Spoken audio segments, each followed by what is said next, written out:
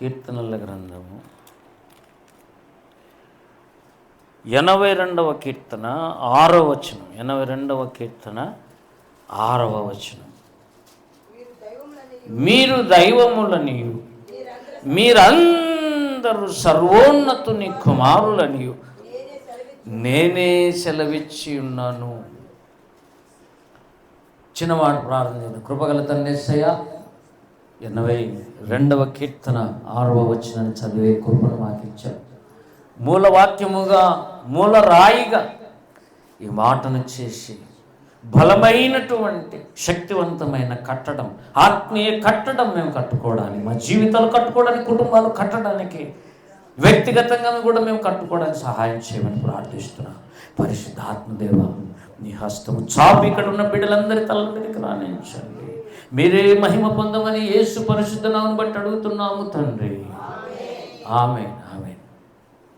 వీళ్ళరా 82వ కీర్తన 6వ వచనం ఇక్కడ ఏమని మనం మీరు దైవములనియు మీరందరూ సర్వోన్నతుని కుమారులనియు నేనే సెలవిచ్చి, సర్వోన్నతుని కుమారులు అని ప్లూరల్ వాడాడు. బైబిల్లో వాస్తవికంగా ఒక వ్యక్తి ఉన్నాడు. ఎవరు? యేసుక్రీస్తును బట్టి. ఎవరు చెప్పారు?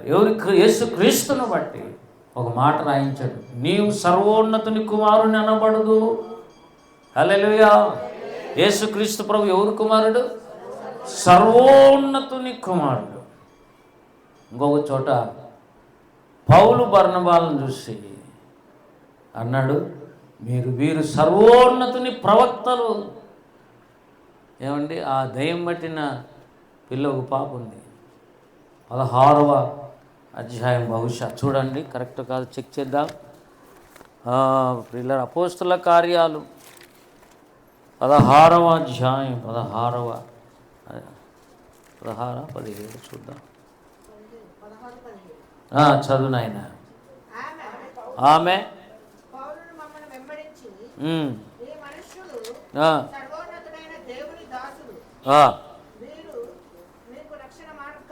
వీరు ఏమన్నాడు? మళ్ళీ చదువు బిడ్డ. ఈ మనుష్యులు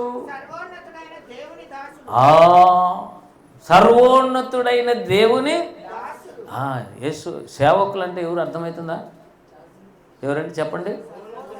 సర్వోన్నతుడైన దేవుని దాసులు.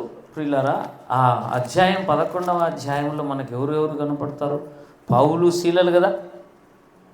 ఏమండి, పౌలు, శీలలు వీళ్ళిద్దరిని జైల్లో వేసినప్పుడు కదా ఇదంతా వచ్చిండేది.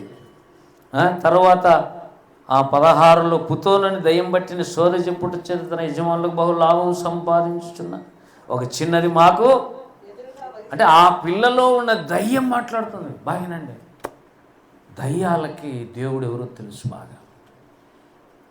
అసలు మనల్ని మనం కూడా సరిగ్గా అనుకోలేరు. ఎవరు దేవుని పిల్లల్లో, ఎవరు దేవుని పిల్లలు కాదో, ఎవరు దేవుని సేవకులు, ఎవరు దేవుని సేవకులు కాదో అర్థం కాదు. కానీ దయ్యాలకు బాగా తెలుసు. మలాకి గ్రంథంలో కూడా ఒక మాట అంటాడు. ఏమంటే, ఎవరు దేవుని సేవ చేసేవాళ్ళో, ఎవరు సేవ చేయటం లేదో అనే పదం వాడాడు. మలాకి గ్రంథం 3వ అధ్యాయము 18వ వచనం చూడండి. 18వ వచనం, అప్పుడు బాగినండి పాయింట్, నీతి గలవారెవరో, దుర్మార్గులు ఎవరో, దేవుని సేవించువారెవరో, ఆయన్ను సేవించని వారెవరో మీరు తిరిగి కనుగొందురు. ఒక స్పష్టత దేవుని దగ్గర ఉంది. నీతిమంతులు ఎవరో ఈ సంఘంలో మనం చెప్పలేము, కానీ దేవుడు చెప్పగలడు. దుర్మార్గులు ఎవరు ప్రభు అంటే మనం చెప్పలేము, దేవుడు చెప్పగలడు. దేవుని సేవించే వాళ్ళు ఎవరు, దేవుణ్ణి సేవించని వాళ్ళు ఎవరు అంటే ఆయన చెప్పగలడు. మీరు తిరిగి కనుగొందురు అన్నాడు కదండి. అక్కడేమో సర్వోన్నతుని దాసులు. పౌలు, శీలలు ఎవరండి? ఇప్పుడు దేవుని దాసులు అని ఎవరు చెప్తున్నారు?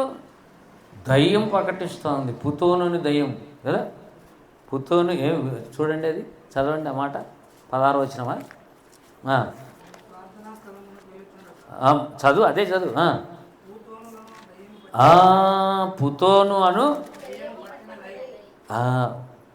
మేము ప్రార్థనా స్థలంకి వెలుగుచుండగా దయ్యం పట్టిన దయ్యి అనేది ఉంది కదా, బ్రాకెట్లో ఏముంది? పుతోను అను దయ్యం పట్టినది శోధ చెప్పుట చేత తన యజమానులకు అని ఉంది. దయ్యం పట్టిన పిల్ల యవనస్తురాలు, పిల్ల అయిందో లేదో మనకు తెలియదు, దయ్యం అయితే పట్టింది ఆ పిల్లకి. అట్లా చూస్తూనే కనుక బాగా వినండి, లోపల ఉన్న దయ్యం అవతల వచ్చే వాళ్ళు ఎవరో కనిపెట్టేస్తారు. దయ్యమే కనిపెడితే దేవుడు కనిపెట్టలేడా? ఏమంటే దేవుని ఆత్మ కలిగినాడు. అందుకే ఇప్పుడు అల్ఫా లుకా వీళ్ళు కొంతమంది సేవకులు ఉన్నారు చూసినారా, బాంకే, వీళ్ళంతా మనిషిని అట్టు చూస్తానే లోపల ఇతని హృదయంలో దేవుడు ఉన్నాడా సైతం ఉన్నాడు ఇట్టే చెప్తారు.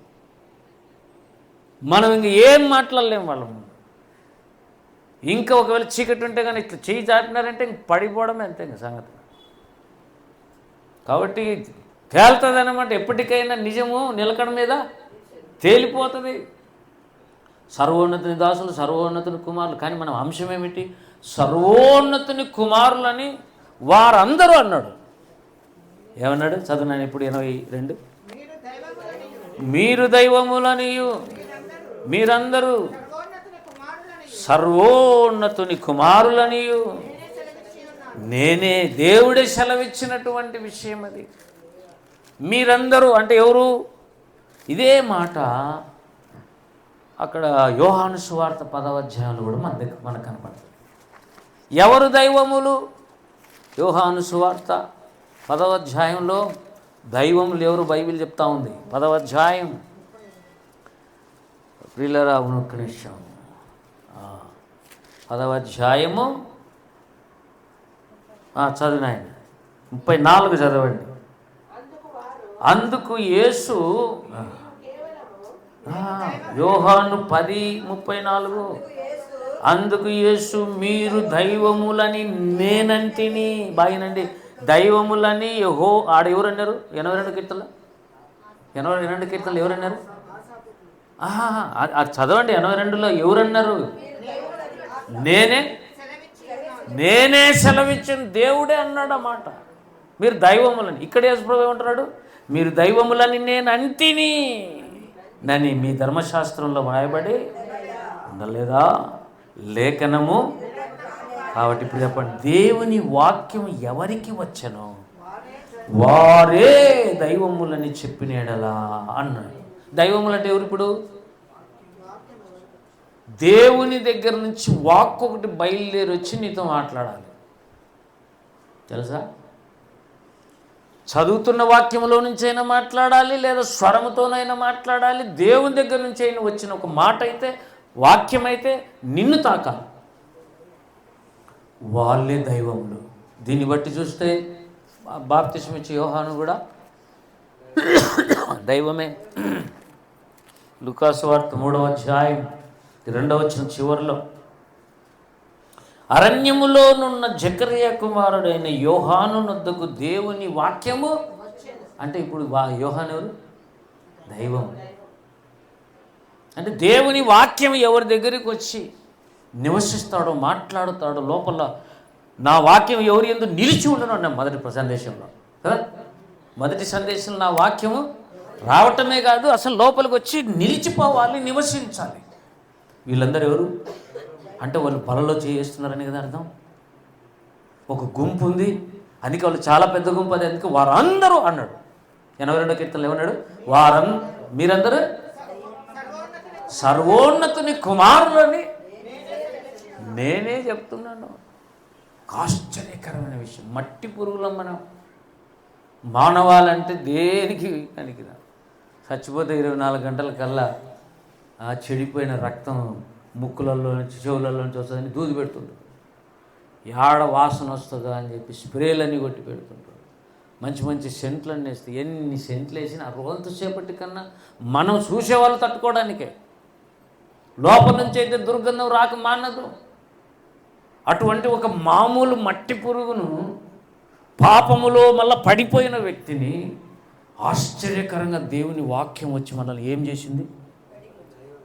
దైవములుగా చేసింది. సాక్షాత్తు దేవుని కుమారుడైన సర్వోన్నతుని కుమారుని పక్కన కూర్చుని పెళ్లి కూతురులాగా సర్వోన్నతుని కుమారులు అందరూ కూర్చుంటారు. దేవుని కుమారుని పక్కన సీట్లో దైవం కూర్చున్నాడు. యేసు ప్రభు ఏమో దేవుడు, వీళ్ళంతా ఏమో దైవములు. అసలు ఒక మనిషిని దేవునిగా చేసే ప్రక్రియ చాలా పెద్ద ప్రాసెస్, పెద్ద ప్రాజెక్ట్ అది. అసలు ఈ ప్రాజెక్టులో నువ్వు ఉన్నావో లేదో గమనించుకోవాలి. ఏంటి సార్ అలా అంటారు? నమ్మి బాప్తిసం తీసుకున్న వాళ్ళంతా నశింపక నిత్య జీవము పొందినట్లనే ఉంది కదా. నిజమే ఉంది, కానీ మధ్యలో నువ్వే ఆయన్ను విడిచిపెట్టి పోకుండా చూసుకోవాలి. ఎన్ని శ్రమలు వచ్చినా, ఎన్ని కష్టాలు వచ్చినా, ఎన్ని రకములైన స్థితిగతులు నీ మీద దాడి చేసిన, కొన్నిసార్లు ఏమున్నట్టున్నది మన మెంటల్గా పోరాటం ఉంటుంది. అందుకే పౌలు ఏమంటాడు, మంచి పోరాటం పోరాడాను, పోరాడి నేను కాపాడుకునేది కనపడేది కాదు, అది విశ్వాసం. దేవుని మీద నాకున్న నమ్మికను కాపాడుకున్నానంటే చాలాసార్లు సైతాను అని దూతలంతా పోరాడారు, కానీ దేవుని మీద నుండి నా విశ్వాసం తొలగించాలని నా విశ్వాసం కదలలేదు. మంచి పోరాటం పోరాడాను దాని విషయమై, కరెక్ట్ ఫైట్ ఇచ్చాను దానికి. హోరాహోరి పోరాటం అంటారు చూడండి. బ్యాడ్మింటన్ ఆడితే అవతల కొడితే యువతలు కొడితే ఎంతసేపటికి అవుట్ గారు ఇద్దరు, ఎప్పుడో 10 సార్లు కొట్టిన తర్వాత మిస్. వా, ఏం జటా పోటీ. లూసిఫర్కు అని అనుచరులకు, అంధకార రాజ్యానికి అంతటికి కూడా పౌలు పోటీ ఇచ్చాడు. చివరికి ఫైనల్ నా విశ్వాసాన్ని వాళ్ళు ఏమీ చేయలేకపోయారు, నేను నా విశ్వాసాన్ని కాపాడుకున్నాను. అంత మంచి పోరాటం పోరాడాను. దేవుని స్తోత్రం. ఇటువంటి వాళ్ళని దేవుడు ఏం చేయబోతున్నాడు? దేవుని వాక్యం ఎవరికి వస్తే వాళ్ళందరినీ దైవములుగా మార్చే ఒక ప్రాజెక్టు నడుస్తుంది భూమి మీద. బైబిల్ చదువు. ఏమండి, లూకాసు వార్త, యోహాను సువార్త 10:34 వచ్చినాము. జవాబు 82వ కీర్తనకి, 82వ కీర్తనకి జవాబు అక్కడ యేసుప్రభు చెప్తున్నాడు. దేవుని వాక్యం నీ దగ్గర రావాలి. ఒక్కసారైనా దేవుడు వాక్య రూపకంతో నీతో మాట్లాడా? నీతోనే మాట్లాడా? లేదా స్వరంతో నీతో దగ్గరికి వచ్చి మాట్లాడా? ఎప్పుడైనా నువ్వు కావాలని నీ గురించి మాట్లాడా? అది స్థిరంగా గన నీకు దొరకకపోతే రేపొద్దు శ్రమల కాలంలో నీ విశ్వాసం నిలబడదు, వీగిపోతుంది. అందుకే ఆ యోహాను సువార్త 15వ అధ్యాయంలో మనం ఇప్పుడు ధ్యానం చేసిన మొదటి ప్రసంగంలో కొంతమంది ఏమో బహుగా ఫలించారు, కొంతమంది బయటకు పోయి ఎండిపోయినారు. వీళ్ళేమో పాతాళం పోయినారు, వాళ్ళేమో దేవునితో సదాకాలం నిలబడడానికి ఆ యొక్క సింహాసనం పక్కకు పోయి కూర్చున్నారు. ఇద్దరు భూమి మీద సంఘాలలో ఉన్నోళ్ళే. రేపు అసలైన నరకం చెప్తున్నారు, వినండి. ఒక ఆయన అన్నాడు, ఒకే సంఘంలో ఇద్దరు, ఒకరు పరలోకం పోయినారు, ఒకరు పాతాళం పోయినాడు అనుకున్నాడు. ఈ పాతాళం పోయినోడు సంఘంలో నింది, ఫలానోళ్ళ పక్కన కూర్చునింది, ఇదంతా మతికి వస్తుంటుంది, కనబడుతుంటుంది. పరలోకంలో కనబడుతుంటుంది వీళ్ళకు, వాళ్ళకి కనబడరు. వీళ్ళని చూస్తే ఈ నరకం వాళ్ళు బాధపడాల్సి వస్తుంది. ఇప్పుడు వీళ్ళకు మాత్రం ఆ పరలోకంలో ఉన్నటువంటి దేవుడు కనబడుతూనే ఉంటాడు. దేవుని దేవతలు కనపడుతుంటారు. ఇక్కడ నుంచి మన సంఘంలోంచి చనిపోయి పరలోక రాజ్యానికి వెళ్ళిపోయిన వ్యక్తి ఆడ కూర్చుంటాడు. అరే వీడు నా పక్కన కూర్చొని నేను భక్తిని సరి కట్టుకోక నాశనమై తిరిగి పాతాళానికి పడిపోయిననే మానసిక వేదన యుగ యుగాలు నిన్ను బాధ పెడుతుంది. అది ఇంకొక నరకం.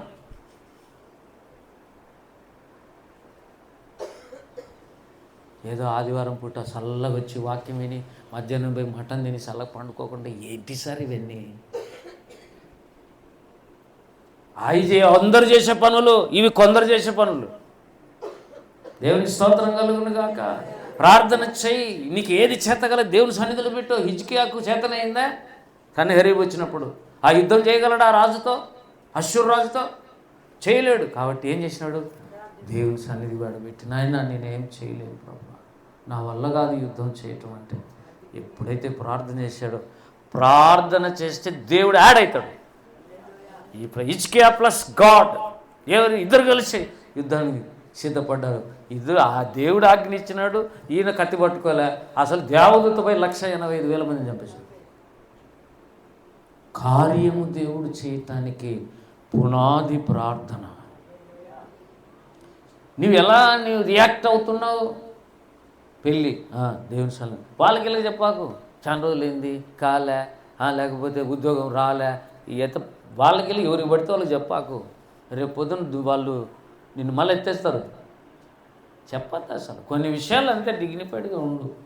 చెప్పితే దేవునికి చెప్పు. దేవునికి స్తోత్రం కలుగును గాక. కనుక ప్రియులారా, యాక్చువల్గా ఇది చదవడానికి కారణం ఏంటంటే సంఘము అల్టిమేట్గా దైవములైపోతున్నారు.